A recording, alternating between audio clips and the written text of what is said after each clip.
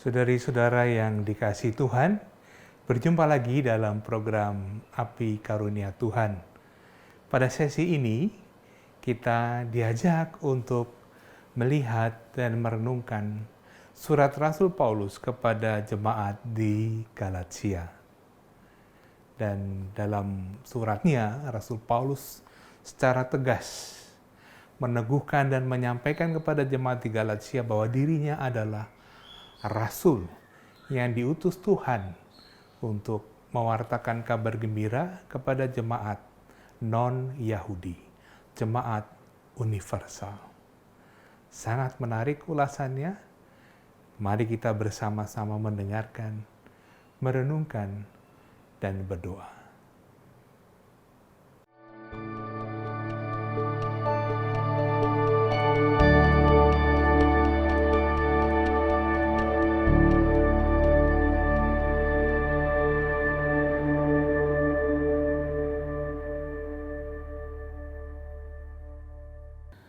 Selamat malam, saudari-saudaraku yang terkasih.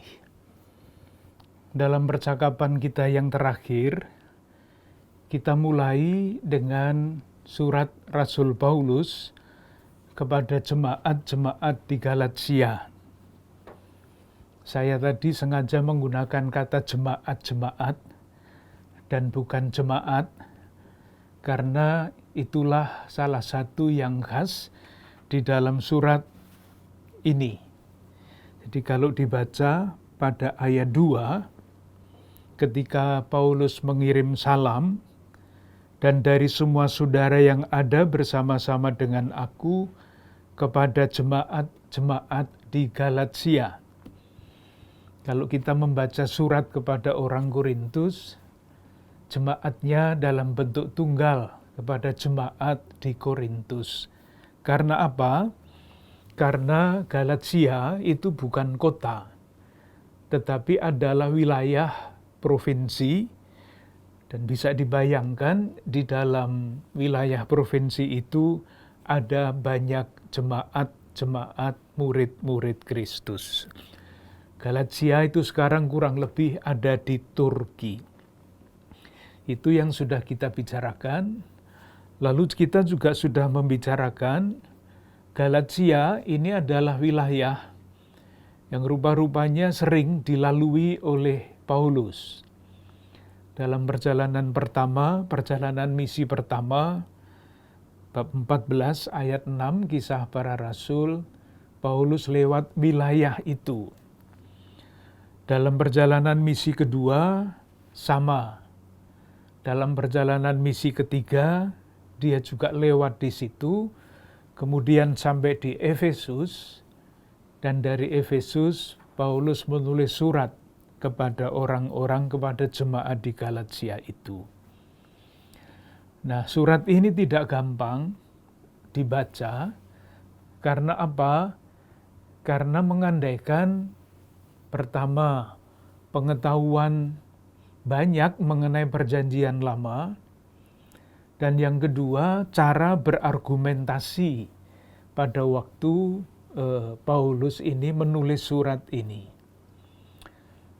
Dan itu dilakukan oleh Paulus yang adalah seorang Yahudi, meskipun kewarganegaraannya Romawi, tapi dia adalah orang pribadi yang sungguh-sungguh faham mengenai perjanjian lama, dan sungguh-sungguh faham bagaimana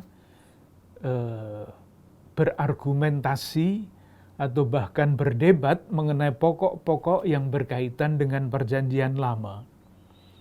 Meskipun demikian, ada kesulitan-kesulitan seperti itu. Inti dari surat kepada orang Galatia sebetulnya tidak terlalu berbelit-belit. Ada dua hal yang penting. Nanti diperhatikan kalau membaca surat kepada orang Galatia, apapun yang dia tulis adalah berkaitan dengan dua hal ini. Meskipun sebagian disampaikan dengan kata-kata yang gampang, kalimat-kalimat atau argumentasi yang sederhana, sementara di tempat lain argumentasinya itu ruwet. Kan biasa ya kalau ada pokok masalah yang serius, argumentasinya bisa sederhana tapi juga bisa ruwet. Karena masing-masing ingin mencoba menjelaskan dari berbagai macam segi. Nah, dua hal itu adalah sebagai berikut. Yang pertama, Paulus ingin mengatakan, ingin membuktikan bahwa dia adalah rasul. Artinya pewarta Injil. Memang berbeda dengan rasul-rasul yang lain, karena rasul-rasul yang lain itu termasuk di dalam 12 rasul yang menjadi landasan gereja. Kepada ke-12 rasul, Roh Kudus turun. Jadilah gereja di atas fondasi dasar para rasul. Nah, Paulus tidak termasuk di dalam ke-12-an itu. Ia adalah rasul dalam arti mendapat mandat khusus dari Tuhan untuk mewartakan Injil yang sama, tetapi khususnya kepada orang-orang dari latar belakang lain, orang-orang bukan Yahudi. Rupanya ada banyak yang meragukan kerasulan Paulus. Maka dia membela diri mati-matian dengan segala macam argumentasinya. Itu yang pertama. Yang kedua, ini masalah yang sangat penting, yang sangat menentukan, adalah pertanyaan ini, Injil yang mana? Ada Injil Yesus Kristus, nanti ada yang dia sebut Injil yang lain. Injil yang mana itu? Masalahnya adalah sebetulnya pertanyaan mendasar. Orang itu, manusia itu diselamatkan karena taat mengikuti hukum Taurat atau karena iman akan Yesus Kristus. Itu intinya. Nanti argumentasinya macam-macam, memakai argumentasi perjanjian lama, memakai argumentasi pribadi, karena Paulus dulunya adalah orang yang sungguh Yahudi, berpegang teguh pada hukum Taurat karena yakin bahwa orang diselamatkan kalau mengikuti hukum Taurat dan adat istiadat Yahudi. Tetapi sesudah berjumpa dengan Kristus, ia berubah. Keyakinannya bukan lagi orang diselamatkan karena hukum Taurat dan adat istiadat Yahudi, tetapi karena iman akan Yesus Kristus. Jadi nanti argumentasinya dari perjanjian lama ada, dari argumentasi pribadi ada, macam-macam. Nah, itulah yang membuat kita nanti mungkin agak kesulitan karena harus menyesuaikan cara berpikir kita dengan cara berpikir pada waktu itu yang khas Paulus. Tentu pokok yang kelihatannya sederhana ini nanti konsekuensinya besar. Kalau orang diselamatkan oleh Yesus Kristus itu akibatnya apa? Nah, sekitar itu. Jadi sebetulnya kita bisa selesai dengan surat kepada orang Galatia, lalu silahkan membaca sendiri. Lalu percakapan kita bisa selesai. Tetapi mungkin baik kita coba lihat apa yang dilakukan oleh Paulus di dalam surat-suratnya. Jadi yang pokok itu nanti silahkan selalu memperhatikan kalau membaca surat Rasul Paulus kepada orang Galatia. Nah, sekarang akan kita rinci satu persatu. Seperti biasa, kita mengikuti maksud surat ini ditulis apa. Tadi sudah disebut dua hal yang paling pokok. Lalu bagaimana argumentasi mengenai hal ini dikembangkan di dalam surat. Kita lihat nanti berikutnya adalah susunan surat Paulus.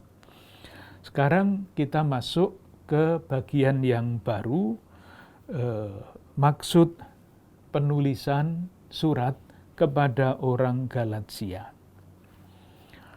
Tadi sudah disebut, di dalam surat ini Paulus ingin membuktikan bahwa dia adalah rasul. Nah, teks yang sangat jelas mengatakan itu akan kita lihat misalnya surat yang kepada orang Galatia bab 1 ayat 1. Coba silahkan nanti kalau sempat membandingkan dengan surat-surat yang lain. Ini baris pertama surat kepada orang Galatia, nadanya sudah keras. Di balik itu rupanya ada konflik besar antara Paulus dan lawan-lawannya yang tidak mengakui Paulus sebagai rasul. Coba silahkan kita perhatikan kalimat itu. Dari Paulus, seorang rasul. Kan sudah ini ya, terasa nadanya keras. Bukan karena manusia, juga bukan oleh seorang manusia, melainkan oleh Yesus Kristus dan Allah Bapa. Kalimat pertama, nadanya sudah seperti itu. Padahal kalau kita membaca surat yang lain, misalnya pendahuluan kepada surat kepada orang Korintus yang persis di depannya, rumusannya sangat lunak, sangat biasa. Saya kutip misalnya 1 Korintus bab 1 ayat 1. Dari Paulus yang oleh kehendak Allah menjadi rasul Yesus Kristus, dan dari Timotius saudara kita, kasih karunia dan damai sejahtera menyertai kamu. Enak sekali didengar. Tetapi surat kepada orang Galatia ini kalimat pertamanya sudah polemik. Saya ini rasul, seorang rasul, bukan karena manusia. Terasa itu, pembelaan dirinya sudah mulai pada ayat pertama dari surat ini. Moga-moga jelas. Kemudian pembuktian itu juga disampaikan lebih lanjut pada bab 1 ayat 11 sampai 16. Agak panjang pembelaannya. Mungkin baik juga dibaca pelan-pelan supaya ikut merasakan bagaimana posisi Paulus pada waktu itu dan bagaimana dia membela diri. Saya baca ayat 11. Sebab aku menegaskan kepadamu saudara-saudaraku bahwa Injil yang kuberitakan itu bukanlah Injil manusia. Nada polemik di balik itu sangat terasa. Ayat 12. Karena aku bukan menerimanya dari manusia, dan bukan manusia yang mengajarkannya kepadaku, tetapi aku menerimanya oleh penyataan Yesus Kristus. Ini, jadi dia menerima dari Yesus Kristus sendiri, dan dengan sendirinya ia mengingat di dalam surat ini pengalaman perjumpaannya dengan Kristus yang diceritakan sampai 3 kali di dalam Kisah Para Rasul. Kisah bab 9, bab 22, dan bab 26. Itu ringkasannya ada di sini. Kita baca ayat 13. Sebab kamu telah mendengar tentang hidupku dahulu dalam agama Yahudi. Tanpa batas aku menganiaya jemaat Allah dan berusaha membinasakannya. Dan di dalam agama Yahudi aku jauh lebih maju dari banyak teman yang sebaya dengan aku di antara bangsaku, sebagai orang yang sangat rajin memelihara adat istiadat nenek moyangku. Ini masa lampau Paulus. Kalau masih ingat ketika kita bicara tentang Kisah Para Rasul, peristiwa perjumpaan itu diceritakan 3 kali, susunannya sama. Bagian pertama, Paulus sebelum berjumpa dengan Kristus. Bagian kedua, sesudah berjumpa dengan Kristus. Nah, ini diulang di sini. Ayat 13 dan 14 itu mengungkapkan, menggambarkan hidup Paulus sebelum berjumpa dengan Kristus. Nah, lalu ayat 15. Tetapi waktu Ia yang telah memilih aku sejak kandungan ibuku dan memanggil aku oleh kasih karunia-Nya, berkenan menyatakan anaknya di dalam aku, supaya aku memberitakan Dia di antara bangsa-bangsa bukan Yahudi, maka sesaat pun aku tidak minta pertimbangan kepada manusia. Jadi di dalam beberapa ayat ini yang diungkapkan itu sangat padat. Dalam perjumpaannya dengan Yesus, ketika Paulus berjalan ke Damaskus, itu ada 3 yang disampaikan di sini. Yang pertama, membuktikan bahwa Paulus sudah dipilih oleh Allah sejak dalam kandungan. Dan pilihan itu disadari ketika dia berjumpa dengan Kristus. Dan yang kedua adalah berkenan menyatakan anaknya di dalam aku. Artinya apa? Dalam perjumpaan itu pengetahuannya, pengenalannya akan Kristus diwahyukan. Dia tidak belajar seperti orang belajar teologi di dalam fakultas teologi, enggak. Tapi pribadi Yesus, siapa Dia dan apa peranannya di dalam karya keselamatan Allah itu dinyatakan di dalam dirinya. Wahyu langsung kepada Paulus. Itu yang kedua. Dan yang ketiga, supaya aku memberitakan Dia di antara bangsa-bangsa bukan Yahudi. Jadi ada 3 kisah perjumpaan Paulus dengan Kristus di dalam Kisah Para Rasul. Sekali lagi bab 9, bab 22, bab 26 persis isinya sama dengan ini. Kisah bab 9 itu bercerita mengenai perjumpaan Paulus dengan Kristus. Dia disembuhkan dan dinyatakan sebagai orang pilihan Allah. Kisah Para Rasul bab 22 tekanannya adalah pernyataan diri Yesus, perwahyuan diri Yesus langsung kepada Paulus.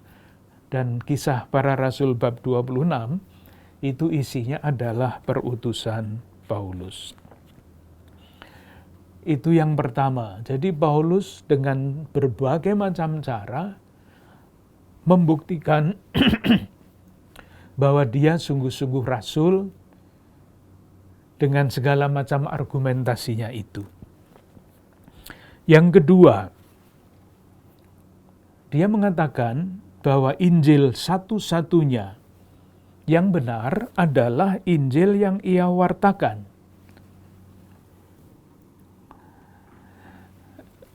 Ada istilah Injil lain yang bukan Injil, ayat 6 dan 7. Aku heran bahwa kamu begitu lekas berbalik dan sebagainya, mengikuti suatu Injil lain yang sebenarnya bukan Injil. Injil yang benar-benar diputarbalikkan. Jadi Injil yang benar adalah Injil Yesus Kristus. Itu ayat 9, seperti yang telah kami katakan dahulu, sekarang kukatakan sekali lagi, jikalau ada orang yang memberitakan kepadamu suatu Injil yang berbeda dengan apa yang telah kamu terima, diterima orang Galatia dari Paulus. Jadi ada Injil lain, ada Injil yang benar. Yaitu tadi yang 2 hal yang tadi saya katakan di depan, Taurat atau Kristus, ketaatan kepada hukum atau iman.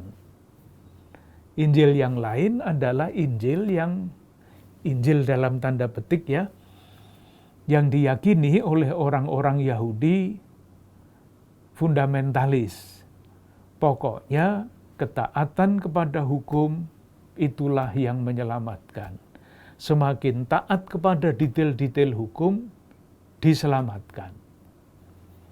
Jadi modelnya semacam keselamatan yang dibangun sendiri. Kalau saya melakukan hukum, maka ganjaran saya sekian. Hukumnya begini, saya melakukan ini, ganjarannya sekian. Itulah pandangan yang tanpa sadar seringkali juga terungkap di dalam hal-hal peristiwa-peristiwa sehari-hari yang dianggap umum. Sebetulnya di balik itu ada keyakinan yang tidak benar. Saya mungkin pernah mengatakan kalau orang melayat lalu ada sambutan, tidak jarang yang membuat sambutan itu mengatakan begini, semoga almarhum mendapat ganjaran setimpal dengan jasa baiknya. Coba silahkan memperhatikan kata-kata itu.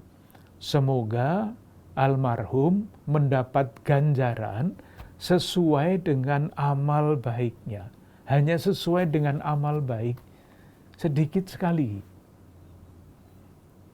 Menurut saya tentu saja, mestinya sambutan yang sesuai dengan iman adalah semoga almarhum menerima ganjaran sesuai kemurahan hati dan kerahiman Allah yang tanpa batas. Kalau hanya sesuai dengan amal baiknya, kecil. Tetapi kalau sesuai dengan kebaikan dan kemurahan hati Allah dan kerahimannya itu tak terbatas. Itu yang kedua. Jadi selain membela kerasulannya, bahwa dia sungguh dipilih, diberi wahyu dan diutus, dia membela Injil yang dia wartakan.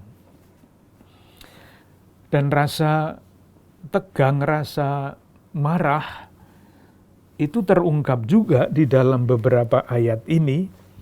Coba dibaca ayat 8. Dalam 2 ayat dia menggunakan kata yang sangat keras.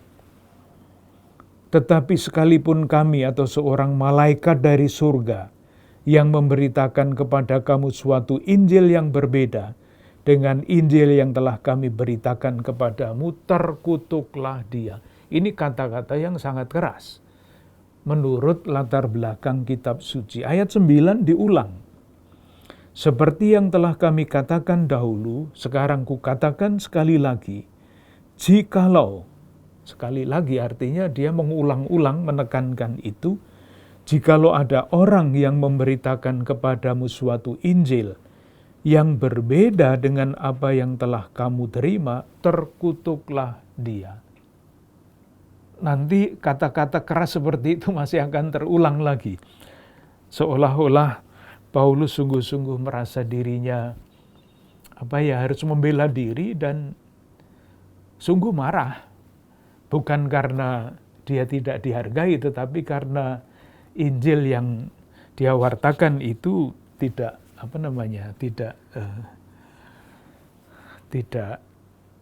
dipercaya, percaya kepada yang lain. Kemudian pada bab 2, selain membela diri bahwa dia dipilih oleh Allah sebagai rasul, akhirnya dia juga mengatakan bahwa rasul-rasul di Yerusalem, pemimpin gereja di Yerusalem itu mengakui dia sebagai rasul. Silahkan melihat bab 2 ayat 9.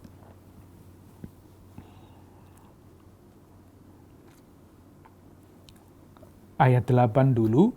Karena ia yang telah memberikan kekuatan kepada Petrus untuk menjadi rasul bagi orang-orang bersunat, artinya orang Yahudi, ia juga yang telah memberikan kekuatan kepadaku untuk orang-orang yang tidak bersunat.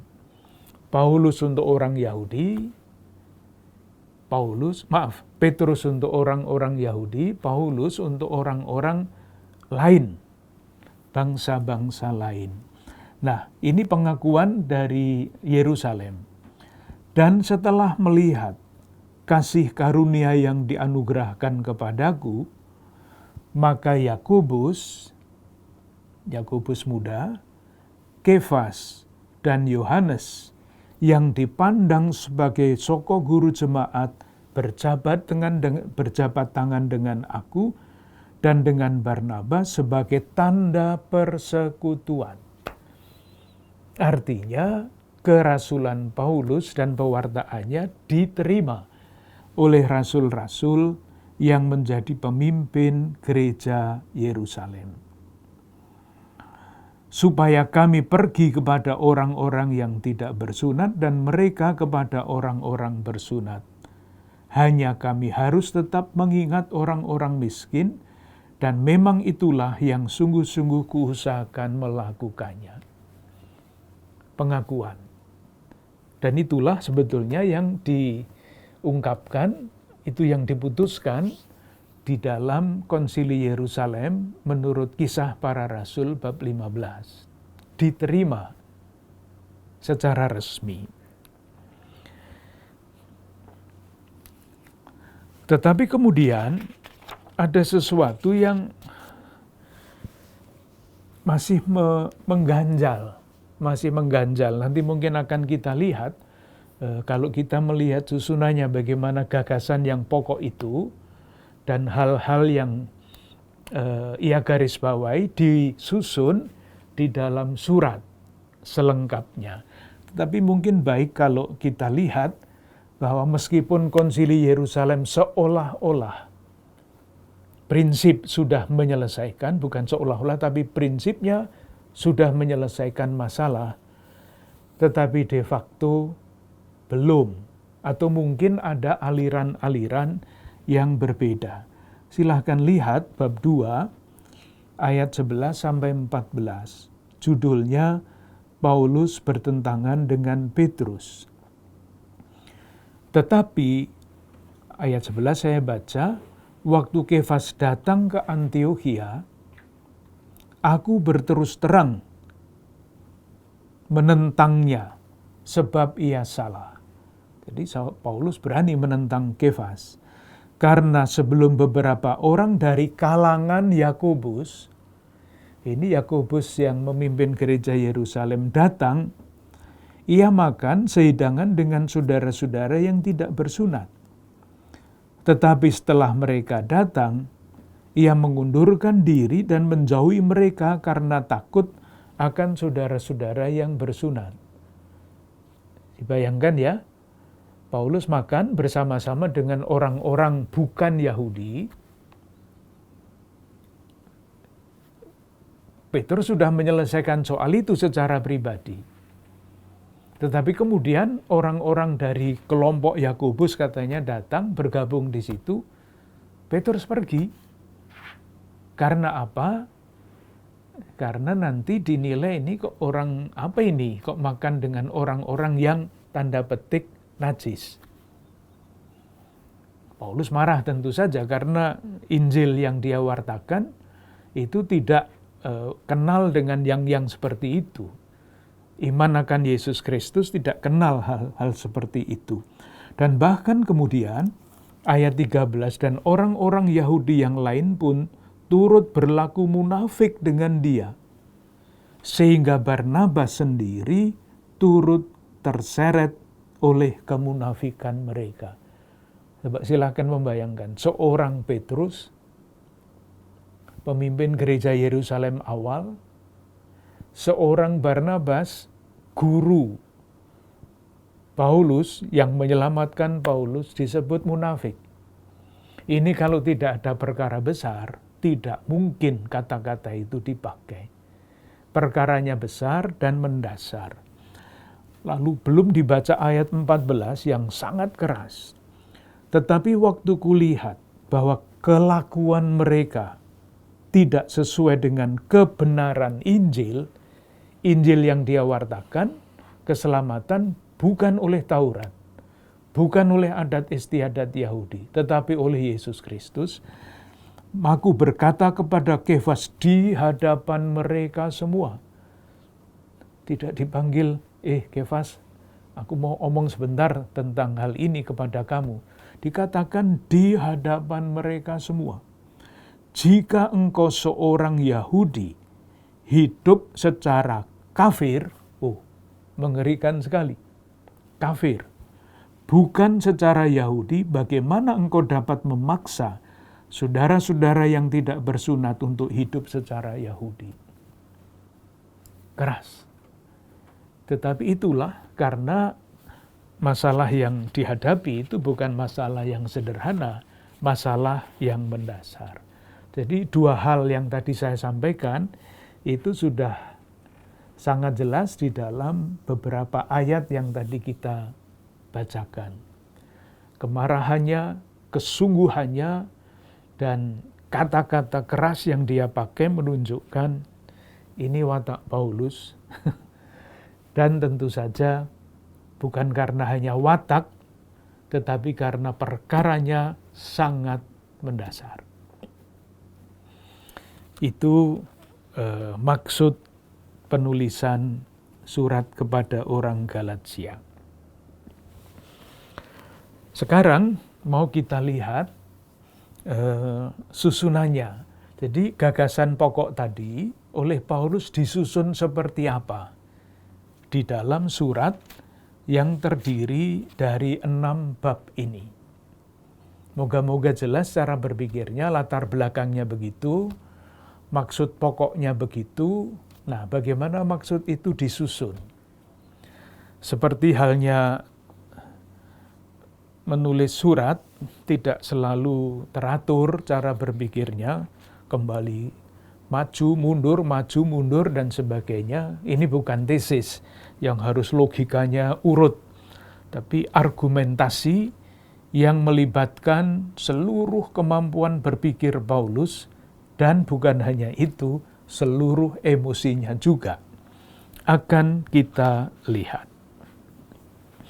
Sebetulnya sudah banyak yang sudah kita bicarakan ya, tapi biarlah kita coba lagi. Bagian yang pertama itu adalah bab 1 ayat 1 sampai bab 2 ayat 21.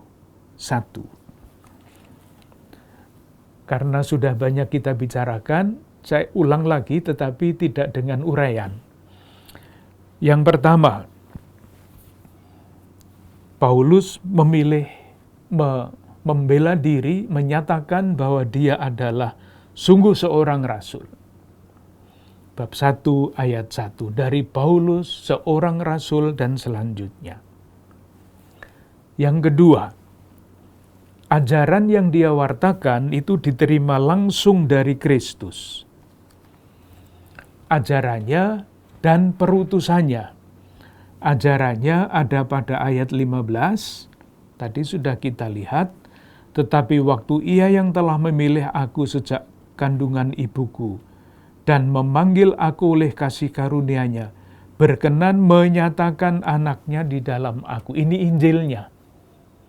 Injil tentang Yesus Kristus dinyatakan di dalam dirinya. Lalu perutusannya, supaya aku memberitakan Dia di antara bangsa-bangsa bukan Yahudi. Kemudian yang ketiga adalah pengakuan Yerusalem. Tadi bab 2 ayat 16 dan selanjutnya.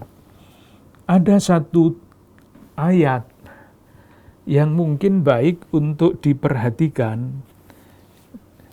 Karena itu saya memberikan contoh, kadang-kadang argumentasinya itu susah diikuti. Kita baca bab 2 ayat 19 ya.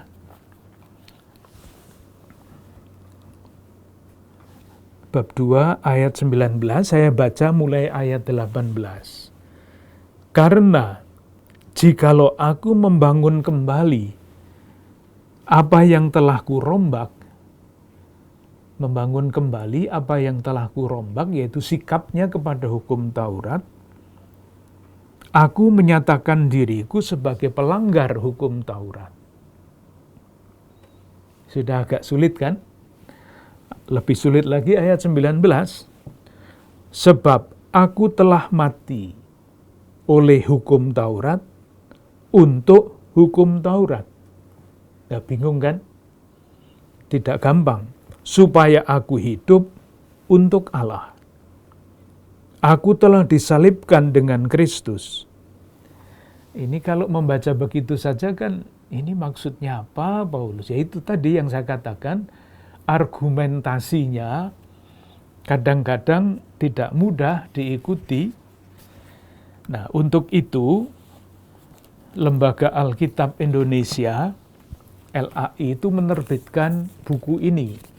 Ini judulnya Alkitab Edisi Studi. Istimewanya apa? Istimewanya ayat-ayat yang sulit itu diberi catatan. Jadi misalnya ini ada catatan kakinya. Catatan ini bukan catatan kaki, catatan pinggir. Jadi teks kitab sucinya ada di sini. Kalau ada ayat yang sulit dijelaskan di sini. Ini yang baru dari Lembaga Alkitab Indonesia. Yang lama ini edisi tahun 74. Sebelum ada edisi bersama antara LAI, Lembaga Alkitab Indonesia, dengan Lembaga Biblika Indonesia, Gereja Katolik dulu memakai kitab suci yang ini. Nah, ini juga ada catatan kakinya. Nah, kalau kita mempunyai dua jenis kitab suci ini, kalau ada kesulitan membaca, mungkin ada catatannya. Mungkin tidak semua. Tetapi harus diingat, catatan kaki itu tafsir. Jadi nanti kalau misalnya membaca catatan pinggir ini, ternyata keterangannya berbeda dengan catatan kaki ini, ya jangan heran, namanya tafsir. Nah, dalam rangka itu, kita bisa membaca catatan, saya ambil dari buku lain. Yang bukan ini, yang bagi saya paling gampang dipahami, mengenai ayat 19. Kita coba lihat lagi ya, secara lebih teliti. Sebab aku telah mati oleh hukum Taurat untuk hukum Taurat, supaya aku hidup untuk Allah. Aku telah disalibkan dengan Kristus. Disalibkan dengan Kristus. Cara berpikirnya bagaimana? Argumentasinya, kalau disederhanakan menurut bahasa kita, kira-kira begini. Yesus itu mati karena apa? Yesus itu mati, dihukum mati karena Taurat. Dia dituduh di dalam pengadilan agama menghujat Allah. Kan begitu ya? Kita baca di dalam keempat Injil, di hadapan mahkamah agama, Yesus dijatuhi hukuman mati karena menghujat Allah. Dan menurut hukum Taurat, menghujat Allah itu hukumannya hukuman mati. Mati tadi disebut oleh hukum Taurat. Yang menyebabkan Yesus dihukum mati adalah hukum Taurat. Nah, buahnya kematian Yesus apa? Buahnya kematian Yesus adalah pembebasan manusia. Manusia ditebus dari perbudakan hukum. Nah, Paulus sudah berpikir sesudah dia berjumpa dengan Kristus, orang yang hidup dalam hukum Taurat itu hidup dalam perbudakan, diatur semua oleh hukum sampai hal-hal yang kecil. Dan hukuman yang disebabkan oleh hukum Taurat. Jadi ketika Yesus wafatnya karena dianggap melanggar hukum Taurat, buahnya adalah pembebasan. Dibebaskan dari hukum dan hukuman yang disebabkan oleh hukum Taurat itu. Moga-moga lebih jelas daripada yang ditulis di dalam teks. Moga-moga tidak lebih membingungkan. Nanti saya ulang lagi karena ini penting sekali. Nah, Paulus merasa bahwa dia itu bersatu dengan Kristus. Karena apa? Karena itu tadi, anaknya di dalam dia. Dia bersatu dengan Kristus. Nah, karena Yesus ada di dalam dirinya, sementara Yesus itu mati karena hukum Taurat, Paulus juga mati dalam tanda petik seperti Yesus karena hukum. Dan Yesus yang disalibkan karena hukum Taurat, mati terhadap hukum Taurat, demikian juga Paulus yang bersatu dengan Kristus, mati tanda petik karena hukum Taurat dan terhadap hukum Taurat. Dia bebas dari hukum Taurat. Nah, karena itulah ayat 20, meskipun mati, namun aku hidup, tetapi bukan lagi aku sendiri yang hidup, melainkan Kristus yang hidup di dalam aku. Bagus sekali kata-kata ini. Dan hidupku yang kuhidupi sekarang di dalam daging adalah hidup oleh iman dalam Anak Allah yang telah mengasihi aku dan menyerahkan dirinya untuk aku.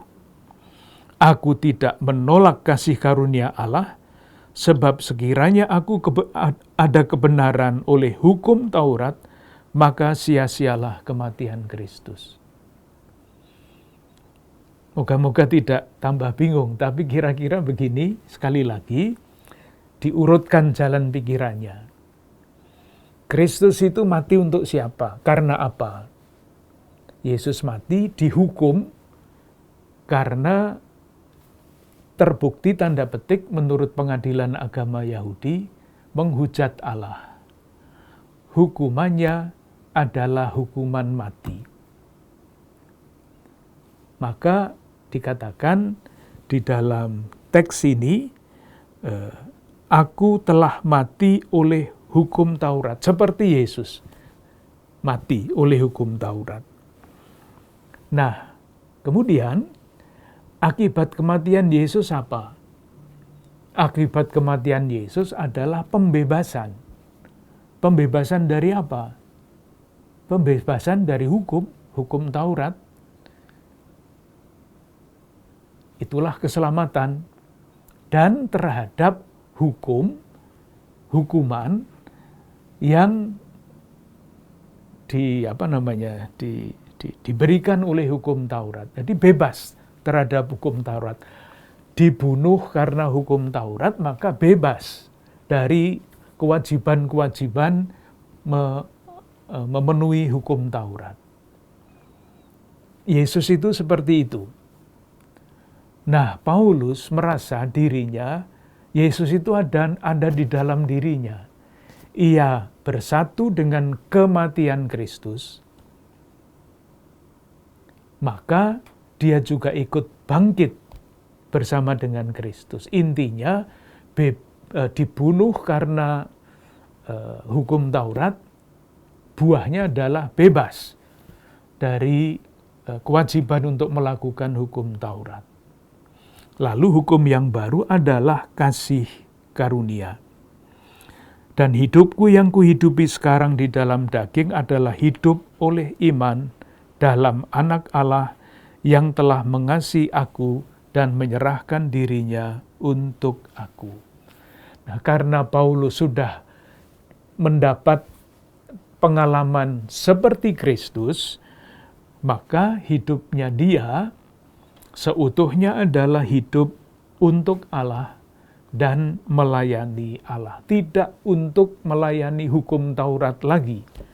yang sudah membunuh Kristus dan yang membebaskan orang dari menjalankan hukum Taurat. Moga-moga tidak terlalu berbelit-belit.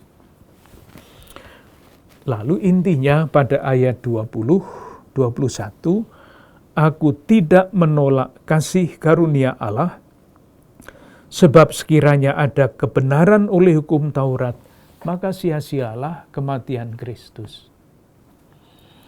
Itu bagian yang pertama, bab 1 ayat 1 sampai bab 2 ayat 21. Bagian yang kedua, nah ini yang agak ruwet. Nanti argumentasinya berlapis-lapis. Bab 3 ayat 1 sampai bab 4 ayat 31. Intinya begini, Paulus adalah seorang ahli Taurat, orang Yahudi dari mazhab Farisi. Itu orang-orang yang sangat taat kepada hukum Taurat. Nah, dia menggunakan seluruh pengetahuannya akan hukum Taurat, akan perjanjian lama, akan istiadat-istiadat Yahudi, adat istiadat Yahudi, menggunakan semua kemampuannya itu untuk menunjukkan Taurat itu tidak mendatangkan keselamatan.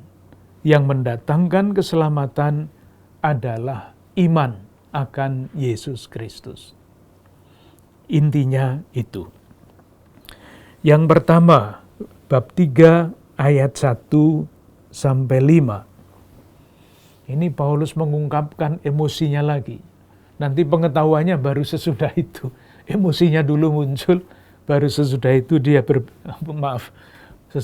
dia berargumentasi. Emosinya diungkapkan dengan kata-kata mana? Bab 3 ayat 1. Hai orang-orang Galatia yang bodoh, siapakah yang mempesona kamu? Tuh, tadi bilang terkutuk, sekarang bilang bodoh. Nanti bilang apa lagi di belakang? Ayat 3. Adakah kamu sebodoh itu? Kamu telah mulai dengan roh, maukah kamu sekarang mengakhirinya di dalam daging? Nah, sudah ada dua ini tadi, roh, daging. Tadi kan Taurat, iman. Nah, yang berkaitan dengan daging itu pasti dengan Taurat. Yang berkaitan dengan roh itu pasti dengan iman. Nanti masih ada istilah lain lagi, budak dan merdeka. Jadi ada kontras-kontras seperti itu. Jadi sesudah mengungkapkan, mengeluarkan seluruh perasaannya terhadap orang Galatia, menantang orang Galatia itu pada ayat 5. Jadi bagaimana sekarang? Apakah Ia yang menganugerahkan roh kepada kamu dengan berlimpah-limpah, dan yang melakukan mukjizat-mukjizat di antara kamu berbuat demikian, karena kamu melakukan hukum Taurat, atau karena kamu percaya kepada pemberitaan Injil? Ini suruh memilih orang Galatia. Mana sekarang? Jadi bagaimana sekarang? Suruh memilih sesudah dibilang macam-macam itu. Nah, sesudah tantangan untuk memilih, Paulus berargumentasi. Argumentasi yang pertama itu bab 3 ayat 6 sampai 14. Argumentasinya menggunakan tokoh Abraham. Itu sudah mulai menggunakan keahliannya mengenai masa lampau umat Allah perjanjian lama orang Israel. Ayat 6. Secara itu jugalah Abraham percaya kepada Allah, maka Allah memperhitungkan hal itu kepadanya sebagai kebenaran. Waktu Abraham hidup kan belum ada yang namanya Taurat itu. Taurat kan pada zamannya Musa, Abraham jauh sebelumnya. Nah, kalau Abraham dibenarkan, itu pasti bukan karena hukum Taurat. Belum ada hukum Tauratnya. Maka Paulus segera bisa mengatakan, secara itu jugalah Abraham percaya kepada Allah, maka Allah memperhitungkan hal itu sebagai kebenaran. Jelas ya? 1. Abraham dibenarkan karena iman.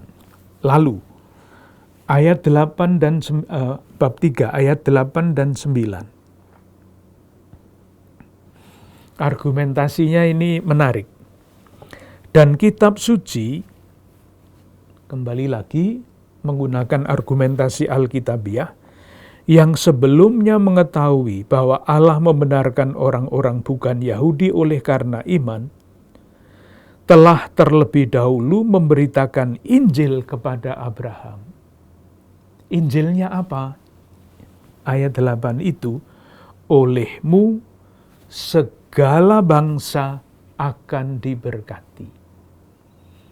Bukan hanya orang Yahudi yang diberkati, segala bangsa akan diberkati. Bisa mengikuti ya argumentasi yang dipakai oleh Paulus. Kesimpulannya apa? Kesimpulannya ayat 9. Jadi, mereka yang hidup dari iman, merekalah yang diberkati bersama-sama dengan Abraham yang beriman itu. Karena ayat 10, semua orang yang hidup dari pekerjaan hukum Taurat berada di bawah kutuk. Nah ini argumentasi Paulus yang juga tidak mudah diikuti. Sebab ada tertulis, terkutuklah orang yang tidak setia melakukan segala sesuatu yang tertulis dalam hukum Taurat. Logikanya tidak mudah diikuti. Jadi gampangnya begini, Abraham dulu sebelum hukum Taurat ada, itu dibenarkan karena iman. Dalam perjalanan waktu sejarah keselamatan, hukum Taurat muncul. Nah, hukum Taurat itu adalah hukum yang harus ditaati. Orang yang tidak mentaati hukum Taurat terkutuk. Maka Paulus mengatakan begini, karena semua orang yang hidup dari pekerjaan hukum Taurat berada di bawah kutuk, karena tidak melakukan hukum Taurat. Sebab ada tertulis, terkutuklah orang yang tidak setia melakukan segala sesuatu yang tertulis dalam kitab hukum Taurat. Dan selanjutnya, ayat 14, kemudian dikatakan Yesus Kristus telah membuat ini supaya di dalam Dia berkat Abraham sampai kepada bangsa-bangsa lain, sehingga oleh iman kita menerima roh yang telah dijanjikan itu. Jadi kembali lagi argumentasinya tetap sesama berhubungan dengan Taurat. Dan kalau melihat catatan-catatan kecil yang ada di bawah teks ini semua teks-teks perjanjian lama. Paulus ahli di dalam bidang itu, maka dia menggunakan semua argumen untuk membuktikan itu. Argumentasi yang kedua adalah bab 3 ayat 15 sampai 29. Tadi pakai Abraham ya. Sekarang memakai wasiat. Mangke simbol wasiat. Wasiat kepada siapa? Kepada Abraham lagi. Ayat 15. Saudara-saudara, baiklah kupergunakan suatu contoh dari hidup sehari-hari. Suatu wasiat yang telah disahkan, sekalipun ia dari manusia, tidak dapat dibatalkan atau ditambahi oleh seorang pun. Di wasiatnya diberikan kepada Abraham. Jangan ditambah di tengah jalan. Wasiat Abraham. Wasiatnya apa? Ayat 16. Adapun kepada Abraham diucapkan segala janji itu. Nah, ini wasiatnya janji itu. Dan kepada keturunannya. Tunggal. Tidak dikatakan kepada keturunan-keturunannya. Seolah-olah dimaksud banyak orang. Tetapi hanya satu orang, dan kepada keturunanmu, yaitu Kristus. Ini tafsiran. Tafsirannya Paulus. Kepada Abraham diberikan wasiat. Wasiatnya berupa janji. Janji kepada keturunan Abraham. Dan menurut penafsiran Paulus, keturunan Abraham itu Kristus satu, tidak yang lain-lain. Jadi, bukan Taurat yang menyelamatkan, tetapi Kristus keturunan Abraham ini. Lalu tentu pertanyaannya adalah, kalau Taurat itu tidak menyelamatkan, lalu apa peranannya di dalam sejarah keselamatan ini? Dijawab, ditanyakan pada ayat 19. Kalau demikian, apakah maksudnya hukum Taurat? Ia ditambahkan oleh karena pelanggaran-pelanggaran dan selanjutnya. Jawabannya ada pada ayat 23 dan 24. Sebelum iman itu datang, kita berada di bawah pengawalan hukum Taurat. Iman akan Yesus Kristus, tentu bukan imannya Abraham. Iman akan Yesus Kristus. Sebelum iman itu datang, kita berada di bawah pengawalan hukum Taurat dan dikurung sampai iman itu telah dinyatakan. Jadi, hukum Taurat adalah penuntun bagi kita sampai Kristus datang, supaya kita dibenarkan karena iman. Itu fungsi hukum Taurat. Lalu ayat 25 dan 26, sekarang iman itu telah datang, karena itu kita tidak berada lagi di bawah pengawasan penuntun. Sebab kamu semua adalah anak-anak Allah karena iman di dalam Yesus Kristus. Moga-moga argumentasinya jelas. Tadi sudah mulai dengan Abraham. Abraham itu diselamatkan, dibenarkan karena iman.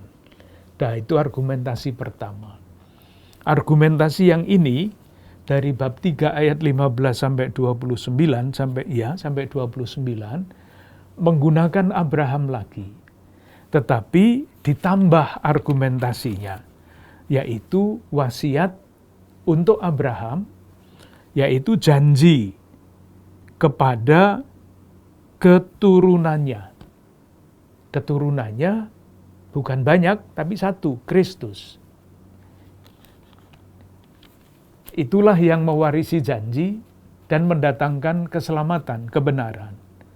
Kalau demikian, fungsi hukum Taurat apa? Yaitu di antara sebelum kita beriman kepada Yesus Kristus, sebelum ada Yesus Kristus di antara kita, hukum Taurat itu fungsinya penuntun. Nah, ketika janji kepada Abraham terlaksana, yaitu datangnya Yesus Kristus, penuntunnya sudah selesai fungsinya, tidak berfungsi lagi. Karena apa? Karena kamu semua, kita semua, adalah anak-anak Allah karena iman akan Yesus Kristus. Sedikit banyak kita bisa ikuti, tetapi memang tidak mudah argumentasi berdasarkan perjanjian lama. Lalu kesimpulannya ayat 29, dan jikalau kamu adalah milik Kristus, maka kamu juga adalah keturunan Abraham dan berhak menerima janji Allah. Jadi menerima janji Allah itu bukan ketaatan kepada hukum Taurat lagi, yang fungsinya sudah selesai sebagai penuntun, tetapi karena orang Galatia, jemaat Galatia, kita semua adalah milik Kristus, maka kamu juga adalah keturunan Abraham yang berhak menerima janji Allah yang diberikan dulu kepada Abraham. Sudah jam 9, kita berhenti. Moga-moga kembali lagi, kalau argumentasi tadi ruwet, silahkan pegang yang pertama. Paulus membela kerasulannya, membela Injil yang diwartakannya, Injil bagi segala bangsa, dan yang kedua membela prinsip dasar yang sudah diputuskan dalam Konsili Yerusalem, yang menyelamatkan bukan Taurat dan adat istiadat Yahudi, tetapi iman akan Yesus Kristus. Dengan segala macam argumentasinya. Selamat malam.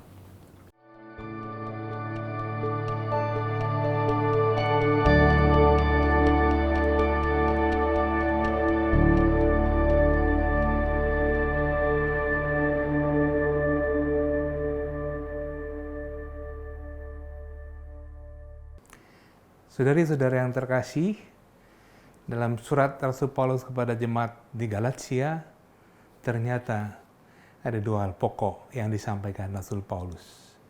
Yang pertama, bahwa penegasan dirinya adalah Rasul yang diutus Tuhan, dan yang kedua, penegasan dan peneguhan dari Rasul Paulus bahwa Injil, kabar gembira yang diwartakannya, itu sesuai dengan kabar gembira yang diwartakan oleh para rasul di Yerusalem.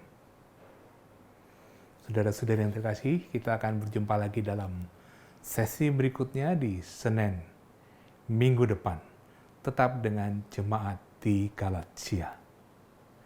Mari kita mohon berkat Tuhan untuk mengakhiri sesi ini. Semoga saudara-saudari sekalian beserta keluarga dan komunitas senantiasa dilindungi, dicurai rahmat kesehatan, perlindungan, dan damai sejahtera dari Allah yang Maha Kuasa, Bapa, Putra, dan Roh Kudus. Amin.